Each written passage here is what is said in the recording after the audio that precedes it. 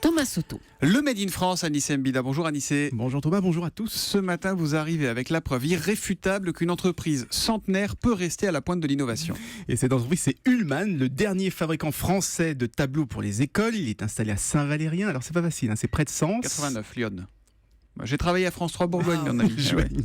Lyon, le 89, exactement. Alors, il faisait des tableaux depuis il y a 120 ans. Il a commencé il y a 120 ans et ils font toujours des tableaux aujourd'hui et ils sont leaders puisque en France, un tableau sur deux sort de leur usine. Ah ouais. Pourquoi ? Parce qu'ils n'ont pas cessé d'innover. Effaçable à sec, interactif, tactile, magnétique, avec un projecteur. Ils sont su s'adapter comme ça à toutes les technologies, ce qui leur a permis de sortir des écoles et d'attaquer le marché des conférences, des salles de conférences, des salles de réunion, etc. Mais dites-moi, ils font toujours quand même les tableaux noirs de notre enfance, de l'époque où on écrivait à la craie. Oui, et figurez-vous que c'est même encore 15% de leurs ventes. Et ça revient à la mode, parce que certains professeurs, notamment les professeurs de sciences, ils adorent, ils ne jurent que par la craie, notamment quand elle crie sur le tableau et que ça réveille les élèves un peu. Je vais en mettre un dans le bureau de Julie.